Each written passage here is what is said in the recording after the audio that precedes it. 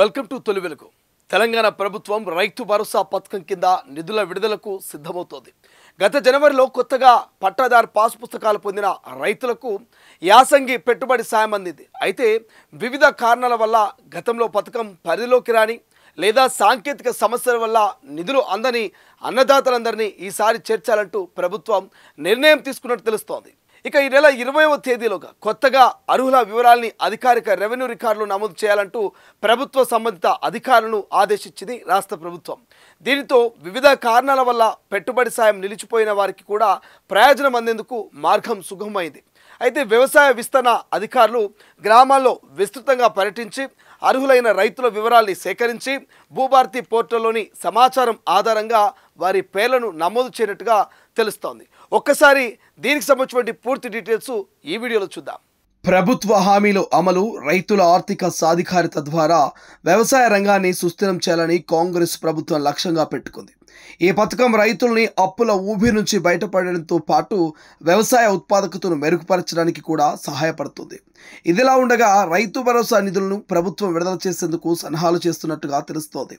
ఆ తర్వాత రైతుల ఖాతాలో ఈ డబ్బుల్ని జమ చేయనున్నారు. కొత్తగా రికార్డులో పేరు నమోదైన రైతులకు ఈ నెలాఖరులోగా రైతు భరోసా నిధులు జమ అయ్యే అవకాశాలు కనిపిస్తున్నాయి. రైతు భరోసా పథకం కింద తెలంగాణ ప్రభుత్వం ఎకరానికి 12,000 అందిస్తుండగా దీనిని 6,000 చొప్పున 2 విడతల్లో రైతుల ఖాతాలో నిధులు జమ చేస్తున్నారు. ఈ ప్రక్రియ ద్వారా ఖమ్మం జిల్లాలో 15,327 మంది, భద్రాద్రి జిల్లాలో 9,076 మంది రైతుల పేర్లు అదనంగా రైతు భరోసా జాబితాలో చేర్చనున్నారు. మొత్తంగా ఈసారి 24,403 మందికి పైగా అదనపు అన్నదాతలకు వానాకాలం పంటల పెట్టుబడి సాయం అందనుంది. ఇది ప్రభుత్వ చిత్తశుద్ధిని, రైతన్నల సంక్షేమం పట్ల దాని నిబద్ధతను చాటుతోంది.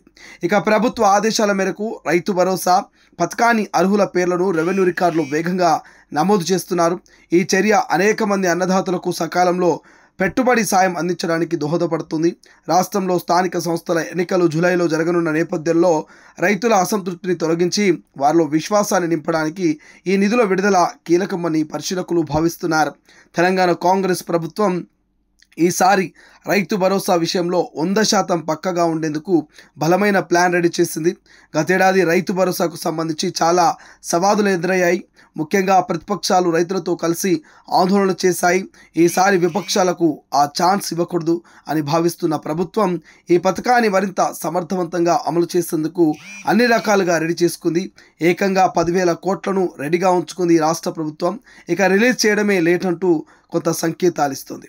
అయితే ప్రభుత్వం దగ్గర లబ్ధిదారుల జాబితా పక్కగా ఉంది. గతేడాది అన్ని రకాల సమస్యలు సరిచేశారు కాబట్టి లబ్ధిదారులు ఎవరు అనే విషయంలో ఎలాంటి సమస్య లేదు. కానీ సోమవారం నాడు మధ్యాహ్నం సమయంలో సీఎం రేవంత్ రెడ్డి రైతులతో ముఖాముఖి కార్యక్రమం పెట్టనున్నారు. దీని ద్వారా రైతులతో డైరెక్ట్గా ఆయన మాట్లాడతారు. ఇందుకోసం తెలంగాణ అంతటా 1,500 రైతు వేదికల్లో లైవ్ పెడుతున్నారు. ఇది వీడియో కాన్ఫరెన్స్ లాంటిది. ఈ కార్యక్రమం సమయంలోనే రైతు భరోసా నిధులను కూడా విడుదల చేస్తారని కొంత సమాచారం ఉంది. అయితే గతేడాది ప్రభుత్వం 2 విడతలుగా రైతు భరోసా నిధులను విడుదల చేసింది. ఈసారి కూడా అదే విధంగా చేయాలనుకుంటుంది. గతేడాది రైతు భరోసానికి 4 ఎకరాల లోపు రైతులకు ప్రభుత్వం ఇవ్వగలిగింది. అంతకు మించిన వారికి ఇవ్వలేకపోయింది. తాజాగా మరోసారి మంగళవారం 200 కోట్ల విడుదల చేసి మరికొంతమంది రైతులకు డబ్బు జమ చేసింది. ఈ డబ్బు 3 నుంచి 4 ఎకరాల మధ్య ఉన్న రైతులకు జమ అయింది. ఈసారి వానాకాలం సీజన్లో 1.30 కోట్ల ఎకరాల్లో సాగు జరుగుతుందని తెలిసింది. ఇందుకోసం ఒక విడతగా 6,000 చొప్పున ఇవ్వాలంటే దాదాపు 7,800 కోట్ల రూపాయలు అవసరమంటూ ప్రభుత్వం భావిస్తోంది. అందుకు సంబంధించిన నిధులు సిద్ధం చేసుకుంది రాష్ట్ర ప్రభుత్వం. ఈసారి కొత్తగా పాస్బుక్ తీసుకున్న రైతులకు కూడా నిధులు జమ చేయాలని ప్రభుత్వ అధికారులు ఆదేశించింది. ముందుగా 4 ఎకరాల లోపు రైతులకు డబ్బులు జమ చేస్తారు. నెలాఖరులోగా 4 ఎకరాలు దాటిన రైతులకు కూడా జమ చేయాలన్న ఆలోచన రాష్ట్ర ప్రభుత్వం చేస్తున్నట్టుగా తెలుస్తోంది. అసలైన తొలి వెలుగు. ఫాలో వాట్సాప్ @తొలి వెలుగు official.